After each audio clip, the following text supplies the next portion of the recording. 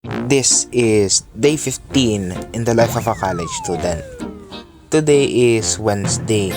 Wednesday or Wednesday? Hindi ako sure, pero Wednesday na lang ang sasabihin ko. Kasi ngayon may pasok ulit tayo. Para nga naman punctual tayo, lagi tayong 30 minutes before class dapat nasa school na tayo. Kasi nga naman, college na tayo, hindi na tayo pwedeng basta-basta na anong oras papasok. Kaya ngayon dapat disiplinado na tayo. Yun din yung idea kung bakit ako nagsimula ng channel na to. Kasi kailangan matutunan natin yung discipline para laging nakaschedule tayo, di ba? Oh, ito nga naman yung palayan na talagang puno ng palay. Siyempre, palayan nga at malamang palay ang laman. Kung ano ba naman ang palaman niyan? Kubo. Oh, siyempre, palay. Oh, eto na. Ang aking problema na hindi ko pwedeng maiwasan pag maaga ang pasok. Maghintay ka, ipapakita ko sa iyo kasi wala tayong magagawa.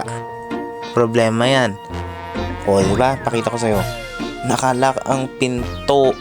Grabe, nakalock yan. Grabe talaga, oh.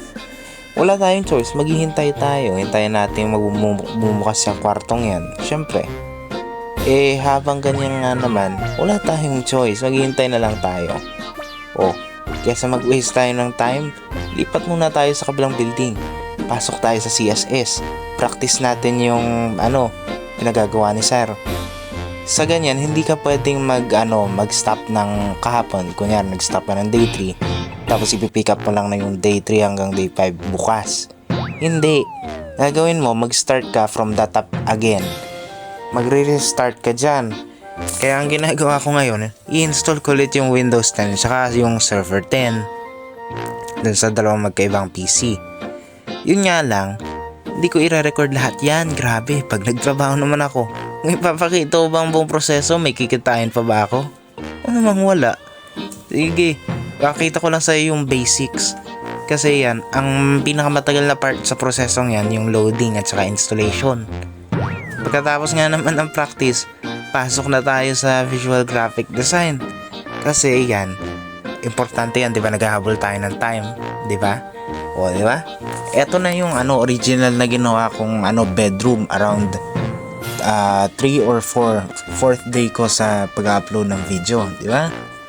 Dami niyang kumpletong activities. Ako pa ba? Syempre, kumpleto 'yan. Hindi pwedeng kulang at ako rin naman ng gumagawa ng grade ko at si Sarita ga-record lang. Eto nga naman yung app na ginagawa natin kahapon pero hindi natin natapos. Di ba nga, nabusan tayo ng time? Pero ngayon, natapos ko na yan. Binakbakan ko na yan eh.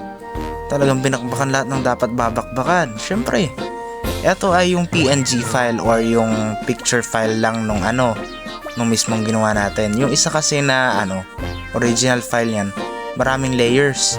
Kaya yung PNG na lang binuksan ko para ipapakita lang naman sa inyo eh. Baka magulok pa yung original na save file. Sayang, mag-uulit yata ako pag nagkamali dun. Kaya yung PNG na lang pakita ko. O, diba? Ito na yung yung complete final output ng ating donut activities. O, diba? Ayan yung ating donut logo. Ito yung ating donut booth kung saan tayo magtitinda ng donut. Siyempre, kumpleto yan. Meron pa nga donut na nakalagay eh. Oh. Diba? Tapos ito yung ipapamigay natin na donut posters. Diyan nakalagay yung brand, tapos yung address, contact number, at saka naman yung webpage kung meron ba. Para makontak, para maka-order. Kailangan may contact number din dyan para tatawagan ka. Ito nga yung ISO box. ISO box, hindi ako sure, pero box lang siya. Kung saan natin ipapalagay yung donut na in-order. Mahirap i-edit yan kasi kung ano-anong shape niyan eh.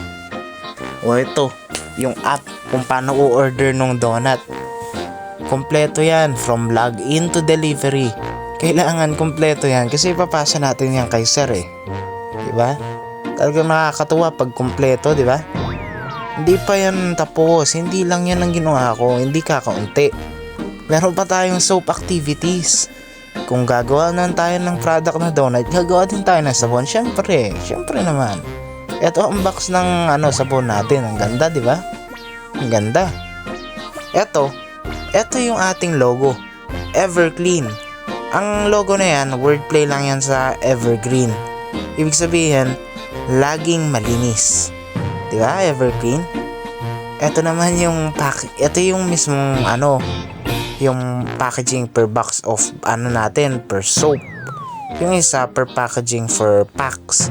Ito naman per box lang. Diba? Ito yung ISO box. Product box natin yan, diba? Ang ganda. May barcode pa yan. Ingredients list at saka directions kung paano gagamitin. Diba? Ang ganda niyan kasi kompleto yan. Sino nga ba naman hindi marunong gumamit ng sabon? Pero kailangan ilalagay yan para sigurado hindi naman natin kakainin ng sabon, diba?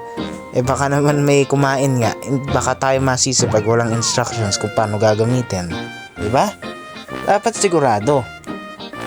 Ito yung gagamitin nating booth sa pagtitinda ng sabon na yan. Iyan dapat maganda. Hindi masyadong bright. Ginawa ko dyan aesthetic lang. Simple, minimalistic design. Diba? Ito yung app. Ito yung pinaka-confusing gawin. Dyan sa app na yan, naka 17 to 20 layers ako para lang makagawa. Para lang matapos ko yung 4 na cellphone na yan. Hirap yan, daming editing dyan di ba? May special effects pa yan ng shadow drop off, di ba? Halatang halata, mukhang totoo. Pero Photoshop lang yan, mga professional, di ba? Wala mga ako gumawa niyan Alamang! Ang ganda So, activities, final, output. Ang ganda, ipapasa na lang May pakaway pa yan, syempre. Para siguradong halata. Tapos na kasi ako. Gagawin ko na lang, titignan ko kung may naiwan pa ba ako or may gusto akong baguhin dun sa mga una kong naipasa. Dahil nga tapos na tayo dun kay sa visual graphic design class natin. Uwi na tayo. Nag-jeep tayo dyan. Oo, malapit lang naman yung school kaya mura. Tapos yung the rest of the way, lalakarin na natin yan. Maganda naman yan di ba? Follow, like, and subscribe if you want to see day 16. Grabe naman kasi kung tuloy-tuloy tayo. Lalo tayong matututo. Sige, good night na. Sige, mauna na ako. Good night!